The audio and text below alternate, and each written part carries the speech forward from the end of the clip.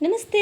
ನಮ್ಮ ಕುಟುಂಬ ಕನ್ನಡ ಬ್ಲಾಗ್ಸ್ಗೆ ತಮ್ಮೆಲ್ಲರಿಗೂ ಸ್ವಾಗತ. ನಾನು ನಿಮ್ಮ ಪ್ರೀತಿಯ ಕನ್ನಡತಿ ಭಾಗ್ಯ. ಫ್ರೆಂಡ್ಸ್ ಎಲ್ಲರೂ ಹೇಗಿದ್ದೀರಾ? ಹೋಪ್ ಎಲ್ಲರೂ ಸೇಫಾಗಿ ಚೆನ್ನಾಗಿದ್ದೀರಾ ಅಂತ ಹೇಳಿ ಭಾವಿಸ್ತಾ ಇವತ್ತಿನ ವೀಡಿಯೋನ ಶುರು ಮಾಡ್ತಾ ಇದ್ದೀನಿ. ಇವತ್ತಿನ ವೀಡಿಯೋ ಏನಪ್ಪ ಅಂತಂದರೆ ನಿಮಗೆ ತಮ್ಮನೇಲಿ ನೋಡಿದ ತಕ್ಷಣವೇ ಗೊತ್ತಾಗಿರುತ್ತೆ. ಗೊತ್ತಿಲ್ಲ ಅಂತಂದರೆ ಕೊನೆಯವರೆಗೂ ವೀಡಿಯೋನ ನೋಡಿ ಶೇರ್ ಮಾಡ್ತೀನಿ ಅಂತ ಹೇಳ್ತಾ ಇವತ್ತಿನ ವೀಡಿಯೋನ ಶುರು ಮಾಡ್ತಾ ಇದ್ದೀನಿ. ಇವತ್ತು ಪುಲಾವ್ ಮಾಡೋಣ ಅಂತ ಹೇಳಿ ಇಲ್ಲಿ ಸ್ವಲ್ಪ ಎಣ್ಣೆ, ಸ್ವಲ್ಪ ತುಪ್ಪ. ಆ್ಯಕ್ಚುಲಿ ಇದು ತುಂಬ ನಾನು ತುಪ್ಪನ ತುಂಬಿಸಿಟ್ಟಿರ್ತೀನಿ. ನಮ್ಮ ಮನೇಲಿ ನನಗೆ ತುಪ್ಪ ಅಂದರೆ ತುಂಬ ಇಷ್ಟ. ಪರ್ಯಂತಗೂ ಹಾಕ್ಕೊಟ್ರೆ ಗೊತ್ತಿಲ್ದಂಗೆ ತಿಂತಾನೆ, ಬಟ್ ನಮ್ಮ ಯಜಮಾನ್ರಿಗೆ ಇಷ್ಟ ಆಗಲ್ಲ. ಸೊ ಆಲ್ಮೋಸ್ಟ್ ಈ ಬಟ್ಲಲ್ಲಿರೋ ತುಪ್ಪ ಎಲ್ಲ ನಾನೇ ಖಾಲಿ ಮಾಡಿರೋದು. ಈ ಬಿರಿಯಾನಿಗಳಿಗೆ, ಆಮೇಲೆ ಮೊರ್ಸೊಪ್ಪು, ಅದಕ್ಕೆಲ್ಲ ತುಪ್ಪ ಹಾಕಿ ಅನ್ನ ತಿಂತಾಯಿದ್ರೆ ಅದರ ಟೇಸ್ಟೇ ಬೇರೆ. ಮತ್ತು ಬೇಳೆ ಸಾಂಬಾರು ತಿನ್ನೋಕ್ಕಾಗೋದಿಲ್ಲ. ಒಂಥರ ಹೆಂಗಪ್ಪ ಬೇಳೆ ಸಾರು ತಿನ್ನೋದು ಅನ್ನೋ ಟೈಮಲ್ಲಿ ಬಿಸಿ ಬಿಸಿ ಅನ್ನಕ್ಕೆ ಬಿಸಿ ಸಾಂಬಾರು, ಸ್ವಲ್ಪ ತುಪ್ಪ ಹಾಕ್ಕೊಂಡು ತಿಂತಾಯಿದ್ರೆ ಸೂಪರ್ ಅಂತ ಹೇಳ್ಬೋದು. ಅದನ್ನು ಯಾರೆಲ್ಲ ಟೇಸ್ಟ್ ಮಾಡಿದ್ದೀರೋ ಕಮೆಂಟ್ ಮಾಡಿ. ಅಂದರೆ ತುಂಬ ಜನಕ್ಕೆ ಈ ಪಪ್ಪು, ಸಾಂಬಾರು ಇದಕ್ಕೆಲ್ಲ ತುಪ್ಪ ಹಾಕಿ ತಿಂದರೆ ತುಂಬ ಇಷ್ಟ ಆಗುತ್ತೆ. ಸೇಮ್ ಅದೇ ಥರ ನನಗೆ ತುಪ್ಪ ಅಂದರೆ ತುಂಬ ಇಷ್ಟ. ಆಮೇಲೆ ನೀವು ನಂಬೋದಿಲ್ಲ ಗೈಸ್, ಒನ್ಸ್ ನಾವು ಮೆಚ್ಯೂರ್ಡ್ ಆದಾಗ ಫಸ್ಟ್ ಸ್ನಾನ ಏನು ಮಾಡಿಸ್ತಾರಲ್ಲ, ತುಪ್ಪ ಏನೇನೋ ಹಾಕಿ ಸ್ನಾನ ಮಾಡಿಸ್ತಾರೆ. ಅದಾದಮೇಲೆ ಒಂದು ಒಣ ಕೊಬ್ಬರಿ ಬಟ್ಲಲ್ಲಿ ಅದ್ರ ತುಂಬ ತುಪ್ಪನ ಉಯಿ ಕೊಡ್ತಾರೆ ಹೊಸ್ಲ ಮೇಲೆ ಕೂರಿಸಿ. ಇದೆಲ್ಲ ಯಾರಿಗೆಲ್ಲ ನೆನಪಿದೆಯೋ ಕಮೆಂಟ್ ಮಾಡಿ. ನಿಮ್ಮ ಕಡೆ ಬೇರೆ ಥರ ಮಾಡ್ತಾರೆ, ಅದನ್ನು ಕಮೆಂಟ್ ಮಾಡಿ. ಬಟ್ ನಮ್ಮ ಕಡೆ ಹೊಸ್ಲ ಮೇಲೆ ಕೂರಿಸಿ ಆಮೇಲೆ ತುಪ್ಪ ಕೊಡ್ತಾರೆ. ಸೊ ನನಗೆ ನೀವು ನಂಬಲ್ಲ, ನಂಗೆ ಅವಾಗಿಂದನೂ, ನಾನು ಚಿಕ್ಕ ವಯಸ್ಸಿಂದನೂ ನನಗೆ ತುಪ್ಪ, ಆಮೇಲೆ ಹಸಿ ನಾಟಿ ಮೊಟ್ಟೆ ಬರುತ್ತಲ್ಲ, ಕುಡಿದ್ಬಿಟ್ಟು ಓಡೋಗಬೇಕು, ಅದು ಒಳಗಡೆ ಕರಗಬೇಕು ಅನ್ನೋ ಥರ, ಇವೆಲ್ಲ ನಾನು ಒಂಥರ ಚೈಲ್ಡ್ಹುಡ್ ಮೆಮೊರೀಸ್ ಥರ. ಸೊ ಆವಾಗ ತುಪ್ಪ ಕೊಡ್ತಾರಲ್ವ ಒಂದು ಬಟ್ಲು. ಸೊ ಫುಲ್ ನಾನು ಒಂದು ಬಟ್ಲು ಕುಡಿದ್ಬಿಟ್ಟು ಇನ್ನೊಂದು ಬಟ್ಲಮ್ಮ ಇನ್ನೊಂದು ಚೂರು ಹಾಕಮ್ಮ, ಇನ್ನೊಂದು ಚೂರು ಹಾಕಮ್ಮ, ನಾವಮ್ಮ ಇವಾಗ ಸದ್ಯಕ್ಕೆ ಸಾಕು, ಇನ್ಮೇಲೆ ಡೈಲಿ ತುಪ್ಪ ಕೊಡ್ತೀನಿ ತಿನ್ನುವಂತೆ ಬಾ ಒಳಗಡೆ ಅಂತ. ಸೊ ಅದೆಲ್ಲ ಇವತ್ತಿಗೂ ಒಂಥರ ಮೆಮೊರೀಸ್ ಕಣ್ಮುಂದೆ ಬಂದಾಗ ಈ ತುಪ್ಪ ಇಷ್ಟಪಡೋಕ್ಕೂ ಒಂದು ಕಾರಣ ಇದೆ. ಯಾಕೆ ಅಂತಂದರೆ ಆವಾಗೆಲ್ಲ ತುಪ್ಪ ಹಸು ಸಾಕ್ತಾ ಇರೋರು, ಅವ್ರ ಮನೆ ಪಕ್ಕನೇ ಇರ್ತಾಯಿದ್ವಿ ನಾವು. ಸೊ ಅವ್ರು ಮಾಡ್ತಾಯಿದ್ದು ತುಪ್ಪ ಎಷ್ಟು ಘಮ ಘಮ ಅಂತ ಇತ್ತು. ಆಮೇಲೆ ಅವ್ರು ಕೊಡೋ ಗಟ್ಟಿ ಮೊಸರು ದುಡ್ಡಿಗೆ ಕೊಡ್ಬೋದು, ಬಟ್ ಸ್ಟಿಲ್ ಅಷ್ಟು ಪ್ಯೂರಿಟಿ ಎಲ್ಲೂ ಸಿಗಲ್ಲ ಇವಾಗ ಅವರೂ ಹಸುಗಳನ್ನೆಲ್ಲ ಮಾರ್ಕೊಂಡು ಅವರು ಮನೆಗಳನ್ನು ಕಟ್ಕೊಂಡು. ಸೊ ಇದು ಲೈಫ್ ಕಲಿಸಿದ ಪಾಠ ಅಂತ ಹೇಳೋಕ್ಕೆ ಇಷ್ಟಪಡ್ತೀನಿ. ಈಗ ನಾವೆಲ್ಲ ಹೋಗಿ ದುಡ್ಡು ಕೊಟ್ಟು ತುಪ್ಪ ಮೊಸರು ತಂತೀವಿ, ಅದು ಯಾವುದೋ ಒಂದು ಬ್ರ್ಯಾಂಡ್ ಥರ. ಆಗೆಲ್ಲ ನಮ್ಮ ಕಣ್ಮುಂದೆನೇ ಮಾಡಿ ಕೊಡೋರು, ಅವಾಗೊಂದು ಕಾಲ. ಸೊ ಅದಾದಮೇಲೆ ಈ ನಾಟಿ ಮೊಟ್ಟೆ ಅದಕ್ಕೆ ಬಂದರೆ, ಆವಾಗೆಲ್ಲ ನಮ್ಮ ಮನೇಲಿ ಕೋಳಿ ಎಲ್ಲ ಸಾಕ್ತಾಯಿದ್ವಿ. ಕೋಳಿ, ಕುರಿ ಇವೆಲ್ಲ ಸಾಕಿದ್ದೀವಿ ನಾವು. ಕುರಿ ಮೇಯ್ಸೋಕ್ಕೆಲ್ಲ ಹೋಗ್ತಾಯಿದ್ದೆ ಗೈಸ್ ನಾನು. ಆವಾಗ ಸ್ಕೂಲ್ಗೆ ಹಾಲಿಡೇಸ್ ಬಂದುಬಿಟ್ರೆ ಕುರಿ ಮೇಯ್ಸೋಕ್ಕೆ ಹೋದರೆ ಏನು ಅಂತಂದರೆ, ಈ ತೋಟಗಳಿಗೆ ಹೋಗ್ಬಿಟ್ರೆ ಈ ಚೇಪೆ ಹಣ್ಣು, ಮಾವಿನ ಹಣ್ಣು, ಆಮೇಲೆ ನಮ್ಮ ಕಡೆ ಈ ಶಿಂಕಾಯಿಲು ಅಂತಾರೆ ಕರೀತಾರೆ, ಅದೆಲ್ಲ ಈಗ ಮಾರ್ತಾರೆ ಗೈಸ್ ಅಂಗಡೀಲಿ. ಮೊನ್ನೆ ನಾನು ಎಲ್ಲೋ ಹೋಗಿದ್ದೆ, ಸೊ ಆವಾಗ ನೋಡ್ತಾ ಇದ್ದೆ ನಾನು, ಅದನ್ನೂ ಮಾರೋ ಕಾಲ ಬಂತಪ್ಪ ಅಂತ.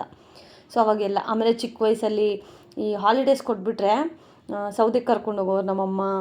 ಸೌದೆಗೆ ಹೋದರೆ ಎಷ್ಟು ಸೌದೆ ಆದರೆ ಅವ್ರಿಗೆ ಸಾಯಂಕಾಲ ಇಷ್ಟು ಕಾಸು ಅಂತ.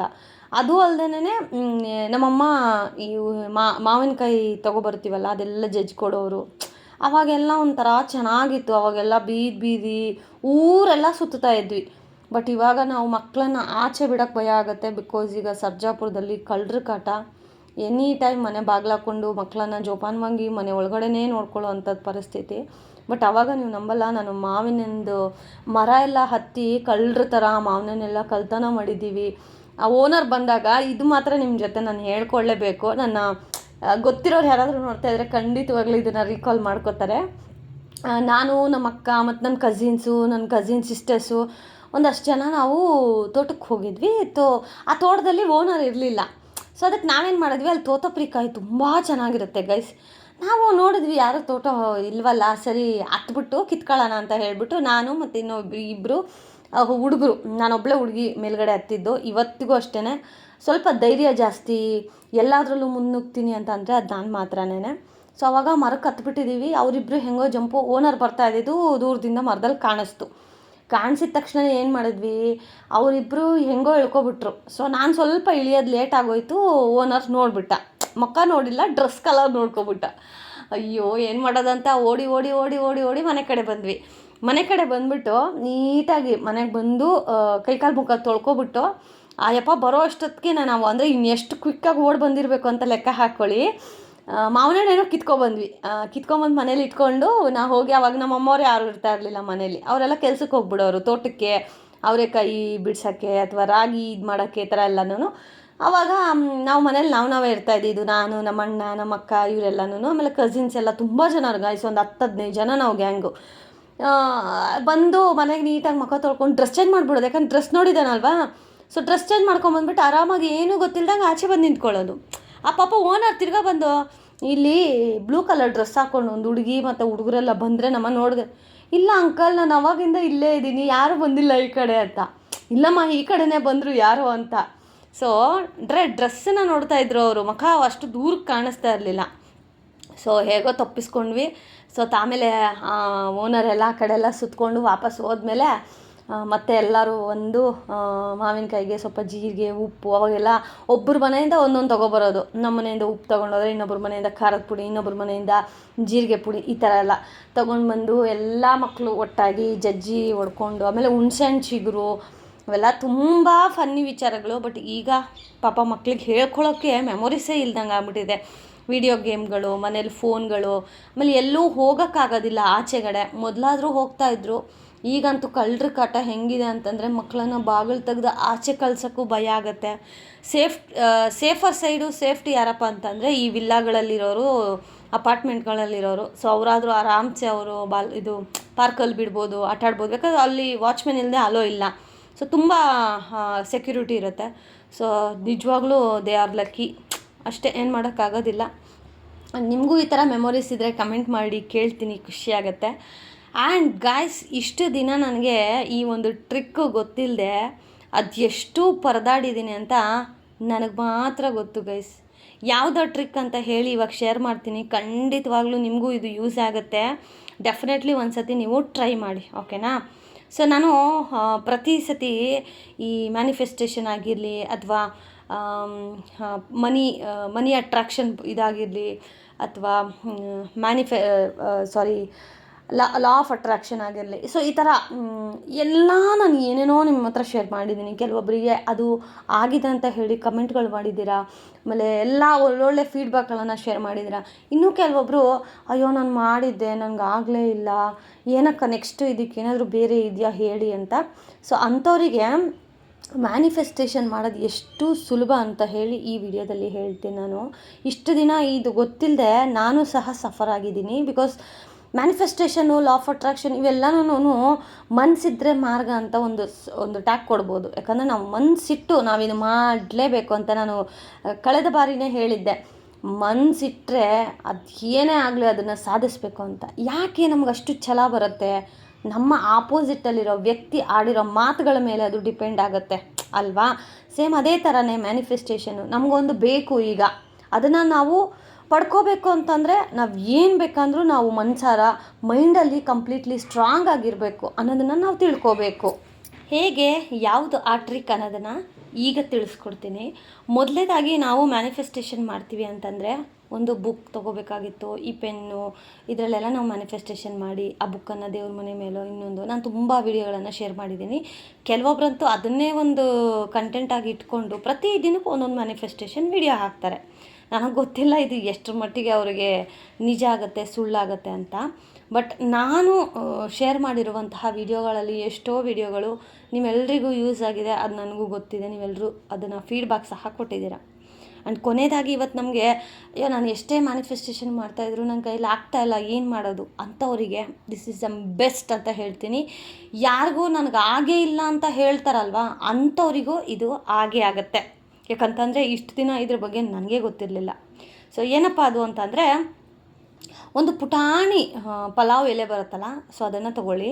ಅದ್ರ ಮೇಲೆ ನಿಮ್ಮದು ಒಂದೇ ವಿಶು. ಯಾಕಂದರೆ ನಿಮ್ಗೆ ಏನೋ ಅಂದರೆ ಏನೂ ಆಗ್ತಾಯಿಲ್ಲ ಮ್ಯಾನಿಫೆಸ್ಟೇಷನ್ ಮಾಡಿಕೊಂಡ್ರು. ಸೊ ಈ ಟ್ರಿಕ್ಕನ್ನು ಟ್ರೈ ಮಾಡಿ ನೋಡಿ. So this is a final trick ಅನ್ನೋ ಥರ. ಸೊ ಪಲಾವ್ ಎಲೆನ ತೊಗೊಳ್ಳಿ, ಅದ್ರ ಮೇಲೆ ನಿಮ್ಮ ಒಂದು ವಿಷನ್ನು ಬರೀರಿ. ಯಾವುದೇ ಪೆನ್ನಲ್ಲಾದರೂ ಬರೀಬಹುದು. ಆದರೆ ಬ್ಲೂ ಪೆನ್, ಗ್ರೀನ್ ಪೆನ್ಗೆ ಸ್ವಲ್ಪ, ಗ್ರೀನ್ ಪೆನ್ ಆದರೆ ಬೇಗ ವಿಷಸ್ ಕಂಪ್ಲೀಟ್ ಆಗುತ್ತೆ.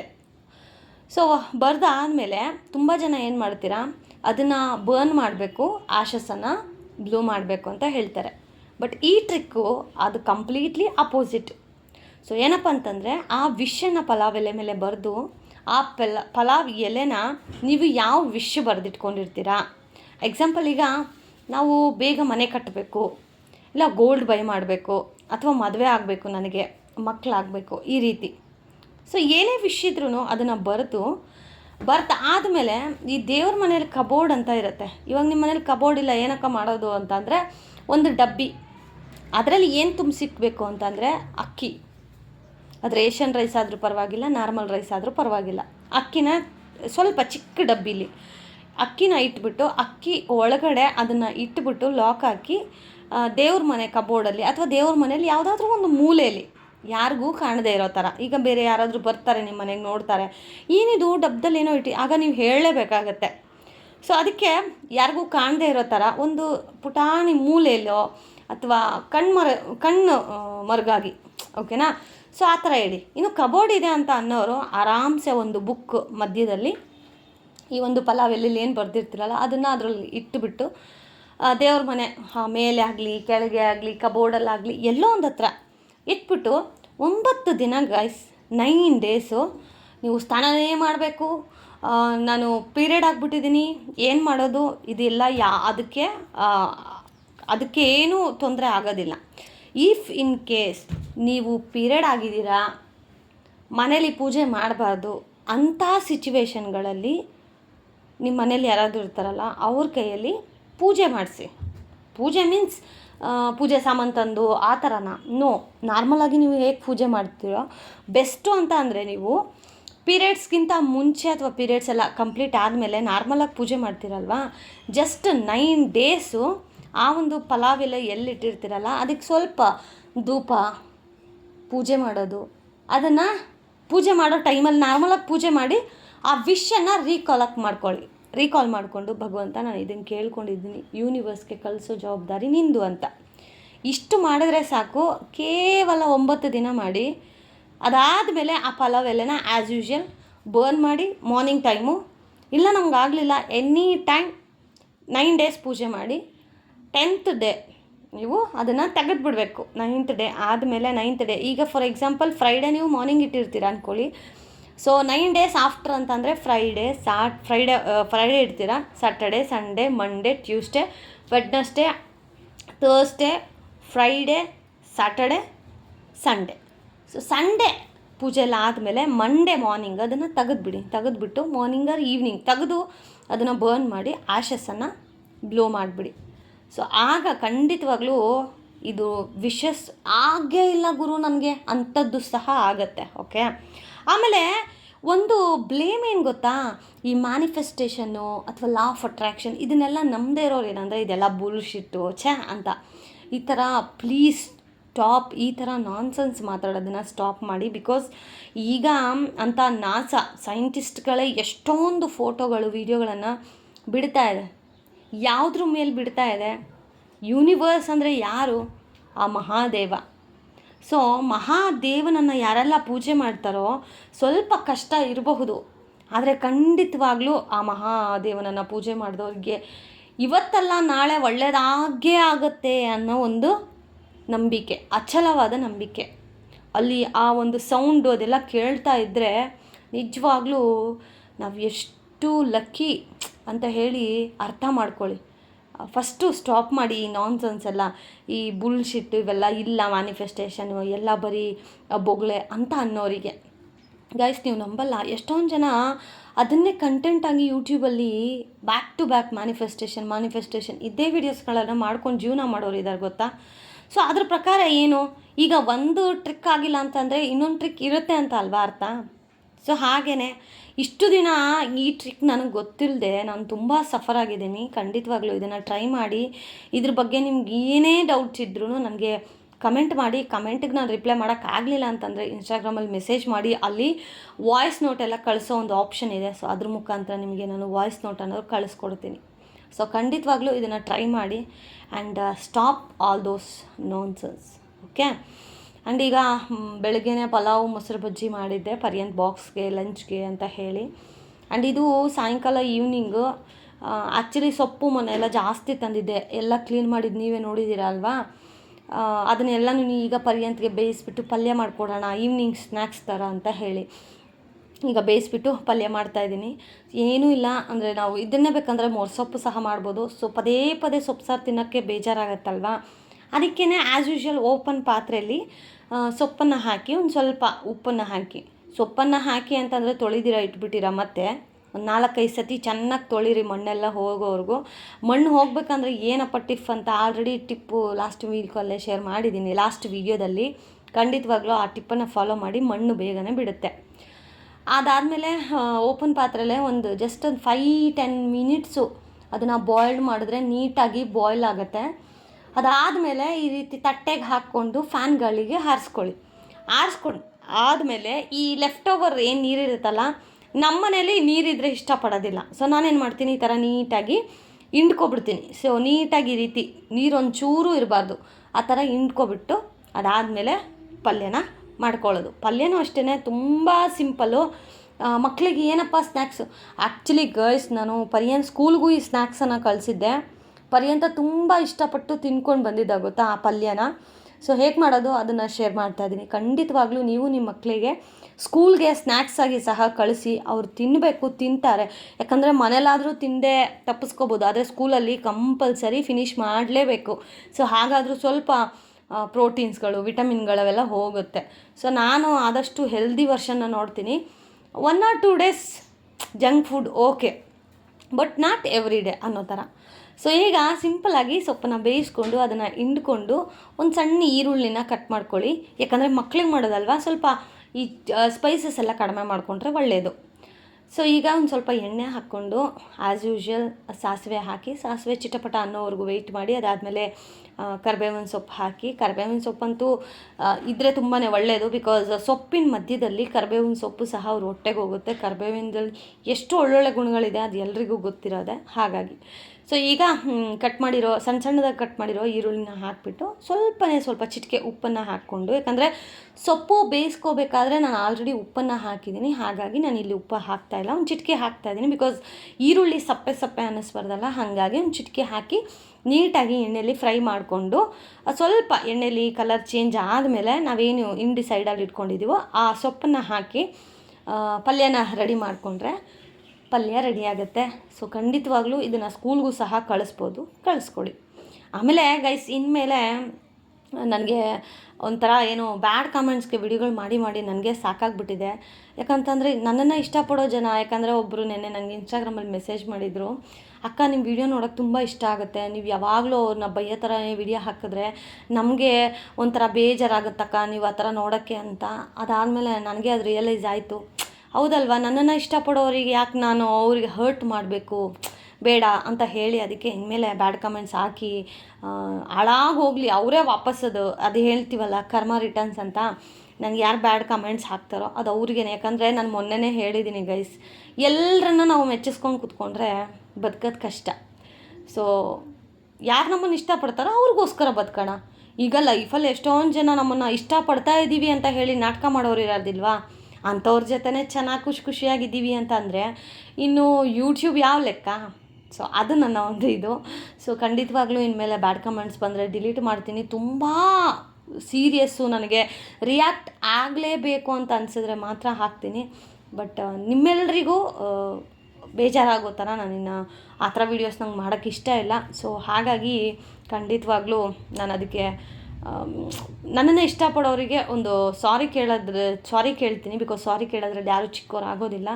ಬಿಕಾಸ್ ಆ ಹುಡುಗಿ ವಾಯ್ಸ್ ನೋಟ್ ಕೇಳಿದಾಗ ನಂಗೆ ನಿಜ ತುಂಬ ಒಂಥರ ಖುಷಿಯಾಯಿತು. ಈಗ ನಮ್ಮ ಅಕ್ಕನೋ ಅಥವಾ ನನ್ನ ತಂಗಿನೋ ಇದ್ದಿದ್ರೆ ಇದೇ ಥರನೇ ನನಗೆ ಹೇಳ್ತಾ ಇದ್ಲಲ್ಲ ಬುದ್ಧಿ, ಅಯ್ಯೋ ಬಿಡು ಭಾಗ್ಯ, ಎಲ್ಲರನ್ನ ಮೆಚ್ಸೋಕ್ಕಾಗತ್ತಾ, ಮೆಚ್ಚಿಸದೇ ಇರೋನು ಜನ ಇರ್ತಾರಲ್ವ. ಸೊ ಅಂಥವ್ರಿಗೆಲ್ಲ ನಾವು ಮೆಚ್ಚಿಸ್ಕೊಂಡು ಎಲ್ರಿಗೂ ಒಂದೊಂದು ವೀಡಿಯೋ ಅಂತಂದರೆ ನಿನ್ನ ಟೈಮ್ ವೇಸ್ಟು, ನಿನ್ನ ಪ್ರೆಷರ್ ವೇಸ್ಟು ಅಂತ. ಸೀರಿಯಸ್ಲಿ ನನಗೆ ನನ್ನ ಅಕ್ಕನೋ ತಂಗಿನೋ ಇದ್ದಿದ್ದರೆ ನನ್ನನ್ನು ಹೇಗೆ ದಾರಿಗೆ ತರ್ತಾಯಿದ್ರು. ಸೊ ಆ ಥರ ಅನ್ನಿಸ್ತು. Thank you so much. ನೀವು ಈ ವಿಡಿಯೋ ನೋಡ್ತಾ ಇರ್ತೀರಾ, ಖಂಡಿತವಾಗ್ಲೂ ನಿಮ್ಮ ಹೆಸರು ಮೆನ್ಷನ್ ಮಾಡ್ತಾ ಇಲ್ಲ. ಸೊ ಹೇಳ್ತಾ ಇದ್ದೀನಿ ಅಷ್ಟೇನೆ. ಸೊ ತುಂಬ ಬೇಜಾರಾಯಿತು ನನಗೆ. ಇರಲಿ, ಪರವಾಗಿಲ್ಲ. ಸೊ ಅದು ಹೇಳಬೇಕಿತ್ತು. ಇದಾಗಿತ್ತು ಇವತ್ತಿನ ವೀಡಿಯೋ. ಖಂಡಿತವಾಗ್ಲೂ ನಿಮ್ಮ ಮಕ್ಕಳಿಗೆ ಇದನ್ನು ಟ್ರೈ ಮಾಡಿ. ಆ್ಯಂಡ್ ಮತ್ತೊಂದು ಇಂಟ್ರೆಸ್ಟಿಂಗ್ ವೀಡಿಯೋ ಜೊತೆ ಸಿಗ್ತೀನಿ. ಅಲ್ಲಿವರೆಗೂ ಮಿಸ್ ಮಾಡ್ತಾರೆ, ಬ್ಲಸ್ ಮಾಡ್ತಾರೆ. Thank you so much for watching friends. Lots of love. Bye bye.